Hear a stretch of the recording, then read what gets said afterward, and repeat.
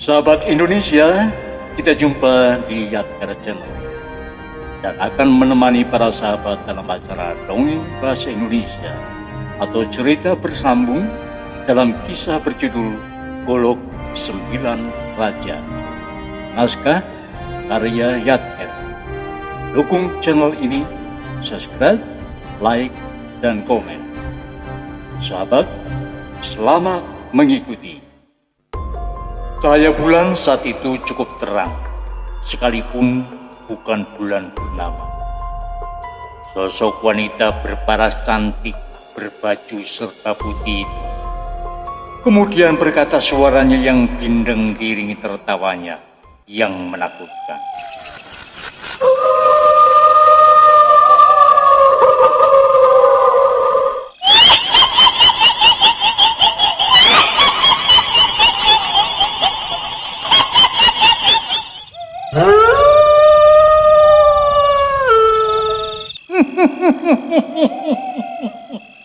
Anak muda, kamu benar-benar pemberani. Datang ke tempat ini seorang diri. Aku jadi tertarik akan ketampananmu. Mendekat padaku dan ikut bersamaku ke tempat tinggalku. Ayo anak muda, hangatkan malam yang dingin ini. Wiguna mengerti bahwa wanita berparas cantik dan berbaju putih itu adalah makhluk halus yang menampakkan diri untuk menghalangi langkahnya. Dengan sikapnya yang tetap tenang dan percaya diri, Wiguna kemudian berkata, lebih baik pergi ke tempatmu. Kita sudah berbeda alam. Jangan saling mengganggu. Kita bertemu bukan untuk saling mengusik. Silakan tinggalkan tempat ini. Jangan coba menghalangi langkahku menuju puncak Bukit Jagalpati. Hebat kau anak muda, berani mengusir diriku. Aku tidak akan pergi kecuali kau ikut denganku, pemuda tampan. Turuti ajakanku ini, ayo ikutlah denganku. Kita rasakan keindahan malam yang dingin ini. Wiguna yang sudah melapis dirinya dengan dua kalimat suci tidak merasa takut. Menatap tajam wanita hantu itu sambil terus berdoa. Hantu wanita cantik berbaju putih itu menjerit ketika Wiguna mengibaskan tangan kanannya ke arahnya. Akhirnya hantu wanita itu kemudian menghilang. Wiguna kembali melangkahkan kakinya menuju puncak Bukit Jagalpati. Semakin dekat ke puncak bukit, batin Wiguna semakin merasakan adanya getaran yang semakin kuat. Getaran yang berasal dari makhluk gaib penghuni Bukit Jagalpati.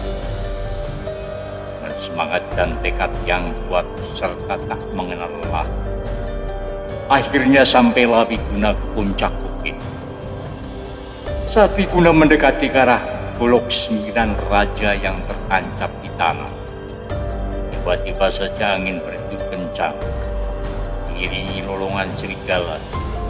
Saat tangan kanan Wiguna akan meraih gagang Golok Sembilan Raja, tiba-tiba saja tanah serasa bergetar seakan ada gempa.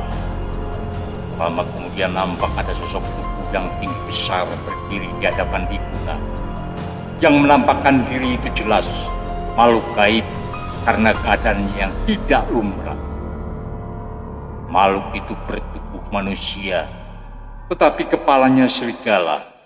Taringnya yang panjang keluar di antara kedua sudut bibirnya. Matanya mencorong bagaikan mata harimau, menatap tajam pada Wiguna. Kemudian berkata diiringi suara tertawanya yang menyeramkan.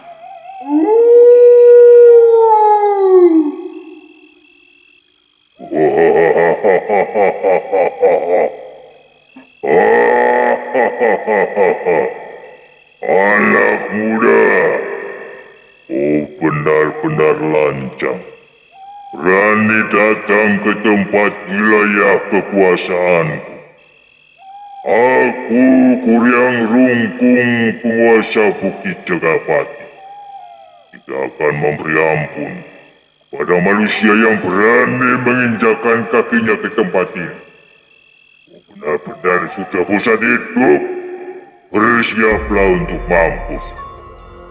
Siluman Kuryang Rungkung, penguasa Bukit Jagalpati, mengancam Wiguna yang dianggapnya telah lancang datang ke tempat itu. Wiguna mencoba untuk tetap menenangkan hatinya. Siluman atau makhluk gaib yang sedang dihadapinya pasti memiliki kekuatan yang tidak bisa dianggap enteng. Wiguna membalas tatapan siluman Kuryang Rungkung kemudian menjawab, "Aku Wiguna datang ke tempat ini bukan bermaksud untuk mengganggu. Kedatanganku adalah untuk melihat dan mendapatkan golok 9 raja. Aku harap Anda tidak merasa terganggu, karena diriku memang tidak mengganggumu, Kuryang Rungkung."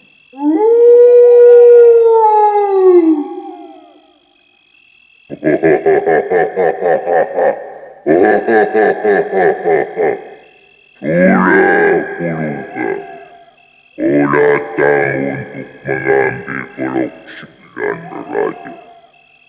Kau akan berhasil mendapatkan kalau dirimu bisa mengatasi kekuatan. Kalau tidak, maka aku akan bernasib seperti mereka yang akhirnya harus mampus di tempat ini. Jadi camkan apa yang kukatakan ini, Wiguna. Kau bisa mendapatkan golok pusaka itu kalau kau bisa mengalahkan diri.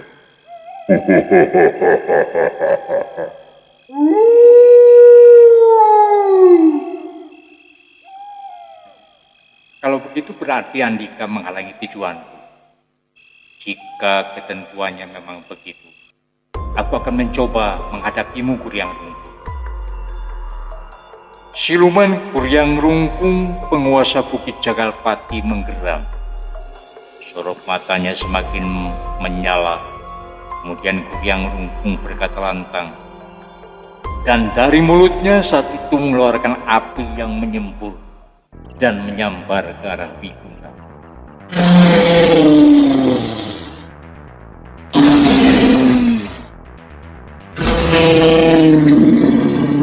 Mampus kau!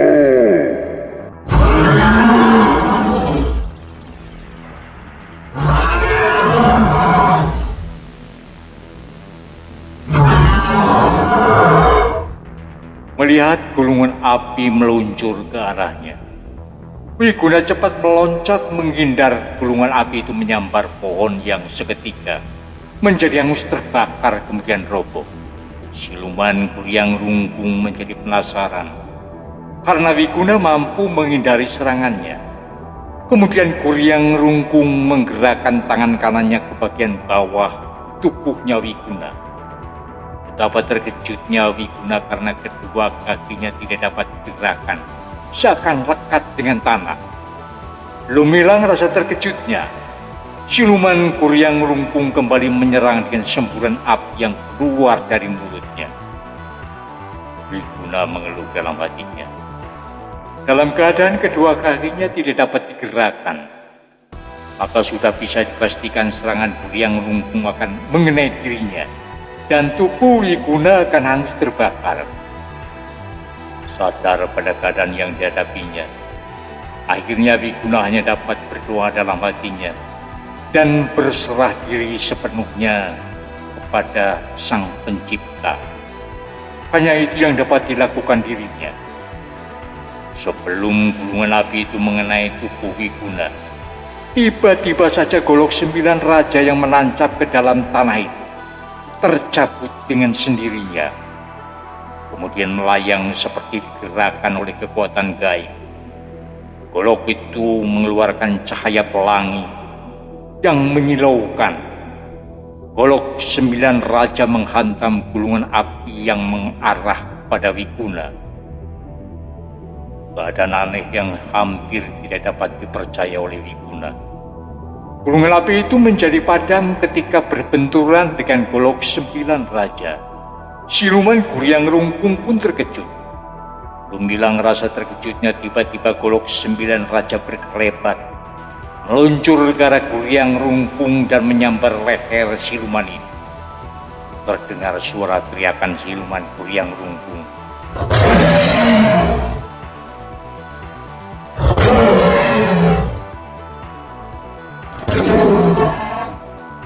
Seiring dengan sosoknya yang kemudian menghilang dari pandangan mata Wiguna.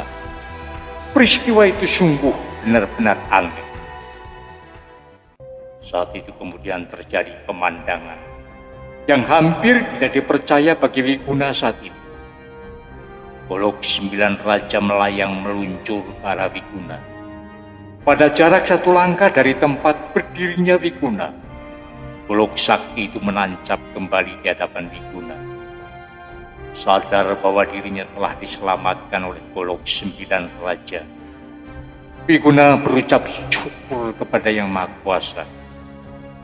Ia berkali-kali mengucap syukur kepada Sang Pencipta, dan dengan peristiwa aneh itu, Wiguna berkeyakinan bahwa golok pusaka itu akan dapat dimilikinya. Kemudian Wiguna duduk bersila di hadapan golok 9 raja yang menancap di tangan. Wiguna terus berdoa memohon perkenan Yang Maha Kuasa agar dirinya dapat memiliki golok pusaka itu. Setelah merasa cukup memanjatkan doanya, Wiguna mencabut golok 9 raja yang menancap di tanah perlahan-lahan. Rupanya sudah menjadi takdir bahwa golok 9 raja bisa dimiliki Wiguna. Golok pusaka itu dapat dicabut dengan mudah, karena golok itu mengeluarkan cahaya pelangi yang menyilaukan. Maka Wiguna membungkusnya dengan kemeja yang ada dalam buntalan bajunya. Setelah itu, Wiguna menyelipkan golok pusaka itu di pinggang sebelah kirinya. Selanjutnya Wiguna menuruni Bukit Jagalpati. Ketika melewati pematang sawah, dilihatnya ada Gunung Dango. Dan Wiguna kemudian beristirahat tidur di Dango itu. Sementara itu di tempat lain, Kirandu dan Ibu Rohma masih berbincang dengan Taufik dan Hakim, juga Sriwanti. Mungkin rasa kangen karena lama tidak berjumpa. Perbincangan menjadi tambah menarik ketika masing-masing bercerita tentang Wiguna, pemuda yang memiliki semangat juang berjiwa patriot.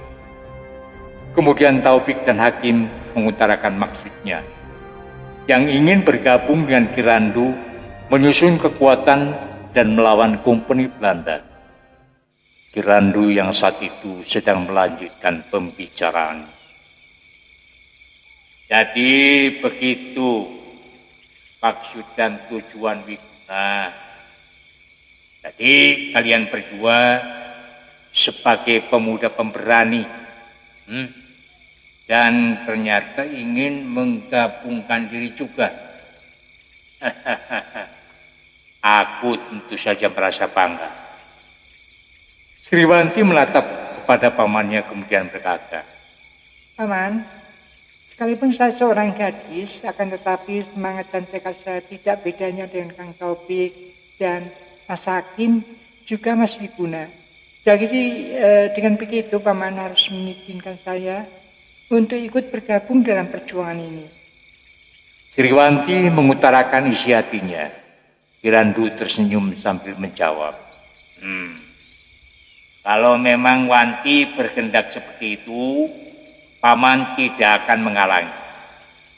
Di dalam perjuangan memang tidak hanya laki-laki saja. Kaum perempuan bisa bersama-sama berjuang. Bukan begitu, Taufik? Betul, Paman. Baik laki-laki maupun perempuan, mereka yang sudah dewasa dan punya semangat untuk melawan kompeni, hendaknya bisa bersama-sama saling bahu-membahu, agar apa yang diperjuangkan berhasil sesuai dengan harapan. Seperti halnya Bibi Roma istri paman yang turut serta dalam gerakan ini. Ibu Rohma tersenyum dan menimpali perkataan Tauhid. Memang benar. Perjuangan melawan kompeni harus dilakukan secara bersama-sama. Jangan terpecah-belah. Karena kalau tidak bersatu, maka itu adalah kesempatan pihak kompeni melakukan politik adu dombanya. Sudah banyak contoh dengan tipu dayanya tokoh-tokoh pemberontak tertipu oleh pihak kompeni. Bukan begitu, nah Hakim? Hakim mengangguk sambil menjawab. Betul, Bibi. Politik adu domba dan tipu muslihat mereka sangat berbahaya. Untuk itu, maka kita harus selalu waspada. Jika Wiguna berhasil memiliki golok 9 raja, kemudian bergabung dengan kita, maka hal itu akan menjadi kekuatan bagi kita. Sebab kita semua sudah tahu bagaimana kekuatan dan kesaktian golok pusaka itu. Kirandu kemudian menyambung pembicaraan Hakim. Benar, Hakim. Dengan bergabungnya Wiguna, kalau saja ia berhasil memiliki golok 9 raja, maka pihak kompeni tidak akan menganggap enteng kekuatan kita. Tuan Hansen dari pihak kompeni terus berupaya menyuruh kaki tangannya untuk mendapatkan golok pusaka itu. Hal itu karena mereka berpikir, jika golok pusaka itu ada di tangan pemberontak, maka akan sangat membahayakan bagi mereka. Masih banyak perbincangan lainnya di antara mereka. Kirandu dan yang lainnya sangat berharap keberhasilan Wiguna mendapatkan dan memiliki golok 9 raja. Dan kemudian selanjutnya, Wiguna bergabung dengan mereka untuk menyusun kekuatan, melakukan pemberontakan kepada pihak penjajah kompeni. Waktu terus berjalan. Keesokan harinya setelah melaksanakan kewajibannya sembahyang di kala subuh, Wiguna melanjutkan perjalanannya menuju dusun Wangunharjo untuk menemui Kirandu. Sesuai dengan janjinya sebelum pergi ke Bukit Jagalpati. Ketika Wiguna tengah berjalan, secara kebetulan dia berpapasan dengan Ardaya si tongkat maut dan Jubir si tangan besi juga Warjan si pedang sakti. Ketika pendekar bayaran itu bermaksud untuk melanjutkan perjalanannya menuju Bukit Jagalpati, baik Wiguna maupun ketiga pendekar bayaran itu menghentikan langkahnya. Melihat di pinggang sebelah kiri Wiguna terselip golok yang dibungkus kain kemeja, ketiganya saling pandang. Jubir si tangan besi yang mengalami roboh kalah dalam pertarungan oleh Wiguna melangkah maju menatap tajam ke arah Wiguna, kemudian berkata, "Kita bertemu lagi, Wiguna. Hari kemarin aku sudah kau robohkan, tapi untuk kali ini kau yang akan berkalang tanah di tempat ini. Sekarang bersiaplah untuk mati, sudah tak ada ampun lagi buat dirimu." Jubir si tangan besi kemudian melirik ke arah dua temannya, merupakan isyarat bahwa mereka bertiga akan mengeroyok Wiguna agar secepatnya dapat membunuh Wiguna. Sedangkan Wiguna dengan sikapnya yang tetap tenang kemudian berujar, perlu kalian ketahui bahwa golok 9 raja sudah tidak ada lagi di Bukit Jagalpati, karena golok pusaka itu sudah menjadi milikku dan sekarang ini terselip di pinggangku. Ini golok pusaka itu. Ketiga pendekar bayaran itu terkejut bukan kepalang.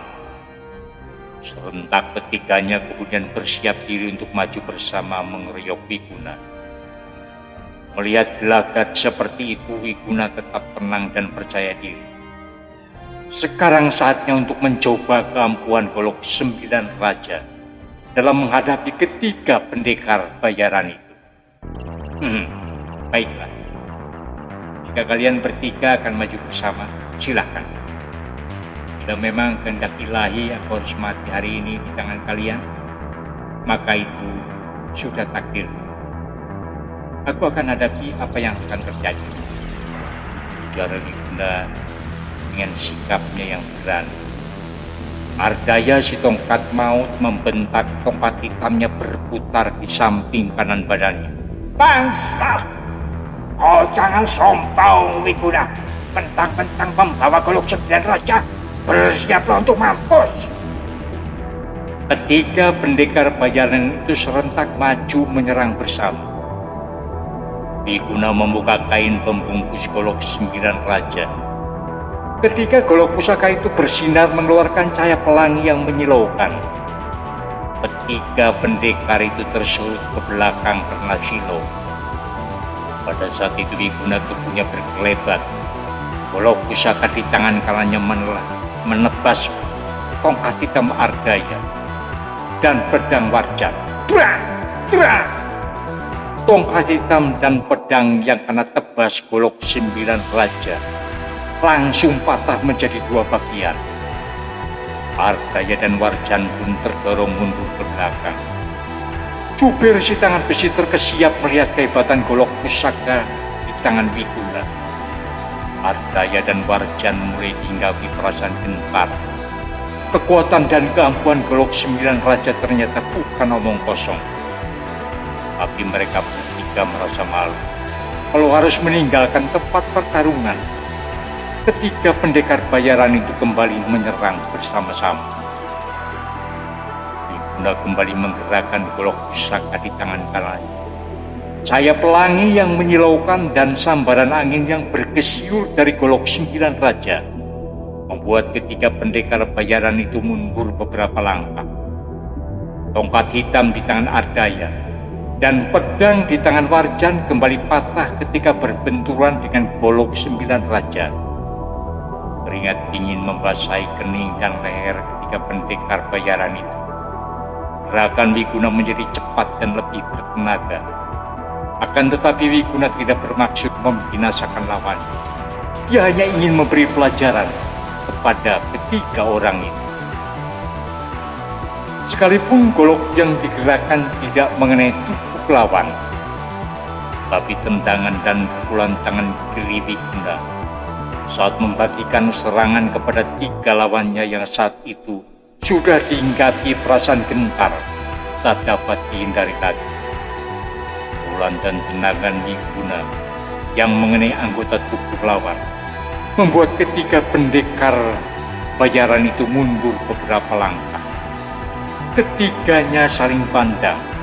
Mereka mempunyai pemikiran yang sama. Jika terus memaksakan diri melanjutkan pertarungan, mereka bertiga akan menjadi korban kehebatan dan keampuhan golok 9 raja. Jubir si tangan besi yang merasa jerih kemudian berkata kepada Wiguna, Cukup sampai di sini dulu pertarungan ini Wiguna. Masih ada kesempatan di hari yang akan datang. Ketiga pendekar bayaran itu tubuhnya berkelebat meninggalkan tempat itu. Wiguna tersenyum, kemudian membungkus kembali golok 9 raja. Ketiga pendekar bayaran itu langsung menemui Ki Burda. Ki Burda yang sedang uring-uringan karena Sriwanti, anaknya pergi tanpa pamit, menjadi tambah kesal dan marah. Karena ketiga orang itu datang dengan tangan hampa tanpa membawa golok 9 raja yang diinginkan oleh Ki Burda. Apalagi ketika mendengar penuturan mereka yang bertemu dengan Sriwanti. Kemudian mereka bertarung dengan Wiguna yang ternyata telah berhasil mendapatkan golok 9 raja. Ki Burda memerah wajahnya menahan amarah. Jadi kalian bertiga tidak mampu mengalahkan dan merebut golok 9 raja? Benar-benar luar biasa si Wiguna. Pemuda yang belum punya nama membuat kalian bertiga tunggang langgang melarikan diri. Sungguh memalukan. Ujar Ki Burda menumpahkan kekesalan dan amarahnya kepada ketiga pendekar bayaran itu. Ketiga pendekar bayaran itu tertunduk lesu. Mereka dapat mengerti dan memahami Jika Ki Burda seperti itu karena kesal dan marah kepada mereka, Ki Burda membagi tatapannya kepada 3 orang yang sudah mengecewakan dirinya. Kemudian berkata, "Jupir, hari ini juga kau temani aku untuk menemui Tuan Hansen. Kita harus memberi laporan bahwa Golok 9 Raja telah berada di tangan Si Wiguna. Dengan demikian, maka Si Wiguna akan menjadi buronan pihak company. Apa yang telah kalian bertiga alami, ini merupakan laporan berharga bagi pihak company. Ardaya dan Warjan, kalian boleh pulang dan tunggu perkembangan selanjutnya." Ki Burda menentukan sikapnya untuk memberi laporan kepada Tuan Hansen agar pihak company secepatnya melakukan tindakan untuk merampas Golok 9 Raja dari tangannya Wiguna. Dan sudah dapat dipastikan Wiguna akan terus dicari keberadaan. Dengan berbagai cara tentu akan dilakukan oleh pihak company. Ardaya dan Warjan kemudian pergi sesuai dengan perintah Ki Burda. Sementara Ki Burda dan Jupir isi tangan besi kemudian pergi ke markas company. Keduanya menunggang kuda agar cepat sampai tujuan. Sementara itu di tempat lain, Wiguna kedatangannya disambut gembira oleh Ki Randu dan yang lain. Gembiraan mereka semakin bertambah ketika Wiguna menuturkan bahwa Golok 9 Raja telah didapatkan. Dan itu berarti Golok 9 Raja telah menjadi miliknya. Ki Randu, Ibu Rohmah, Siliwanti, Taufik, dan juga Hakim ikut menyatakan bahagia akan keberhasilan Wiguna. Bagi Wiguna tidak merasa kaget melihat Siliwanti dan Taufik juga Hakim berada di situ, karena sudah saling berkenalan saat Wiguna menghadapi 3 pendekar bayaran. Sesuai dengan janji saya, Ki Randu, maka pada saat ini saya datang untuk bergabung. Mudah-mudahan maksud dan tujuan saya ini bisa diterima. Ujar Wiguna kembali menyatakan isi hatinya tentang tekadnya untuk bersama-sama dengan Ki Randu berjuang melawan company.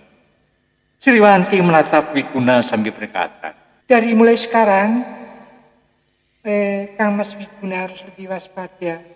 Berita tentang Mas Wiguna telah mendapatkan Golok 9 Raja tentu akan sampai ke pihak company. Maka mereka akan tentu saja terus mencari dan memburu Mas Wiguna. Mata-mata dan kaki tangan company ada di mana-mana. Maka dari itu kita harus secepatnya menyusun kekuatan agar secepatnya bisa melakukan tindakan kepada pihak company. Bukan begitu, Mas Taufik? Taufik menyambung pembicaraan Siliwanti. Betul, Ki Wigun. Apa yang dikatakan Siliwanti. Kita semua memang harus waspada karena pihak company bisa melakukan tindakan dengan berbagai cara demi tercapainya maksud dan tujuan mereka. Politik adu domba dan tipu muslihatnya telah banyak menelan korban. Setiap tokoh pemberontak banyak yang dibuang ke tempat yang jauh. Ibu Rohmah ikut menimpali pembicaraan. Setiap perjuangan tentu akan ada pengorbanan. Dengan demikian, tekad juga semangat kita harus tetap, jangan setengah hati. Semangat tekad kita harus bulat. Apabila sudah ditakdirkan gugur dalam perjuangan, kita telah bersiap diri menghadapinya. Ibu walaupun sudah tidak muda lagi, tetap akan ikut dalam perjuangan ini. Ki Randu tersenyum, ia merasa bangga karena istrinya memiliki tekad dan semangat juang mendukung suaminya sepenuh hati. Kemudian Ki Randu berkata lagi, Wigun, besok ada murid-murid paman yang sudah ahli membuat sarung golok. Masa golok bisa dibungkus dengan kain? Nah, sekarang sudah saatnya kita makan bersama. Ibu dan Wanti sudah menyiapkan masakan buat kita. Pirandu mengajak makan bersama.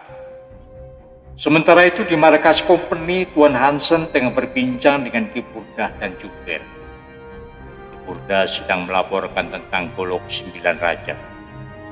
Jadi begitu, Tuan.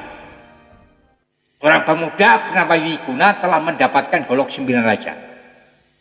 Tadi Juber sudah menuturkan tentang pengalaman yang dialami. Dengan demikian, maka golok pusaka itu harus kita rampas, kita rebut dari tangannya si Wiguna. Saya bukan tidak berusaha, Tuan, tapi memang seperti itu kenyataan. Tuan Hansen menyabukkan tatapannya kepada Juber dan Ki Purdah. Apa namanya? Itu si Wiguna harus kita cari di mana dia orang berada. Benar-benar kecewa mendengar berita ini, ha? Kamu orang mengerti kan, Ki Purdah? Sudah lama dan sudah banyak biaya yang dikeluarkan. Juber, kamu orang mesti selidik dan cari tahu itu si Wiguna sampai ketemu. Kita orang harus bergerak cepat. Dan kita orang harus dapatkan itu Golok 9 Raja. Telah Raven, mengerti? Ki Purdah melirik ke arah Juber sambil berkata, jadi kau Juber, laksanakan secepatnya tugas dari Tuan Hansen. Si Wiguna harus bisa ditemukan dimanapun dia berada. Kalau sudah ketemu keberadaannya, kita laporkan kepada Tuan agar secepatnya dapat melakukan tindakan.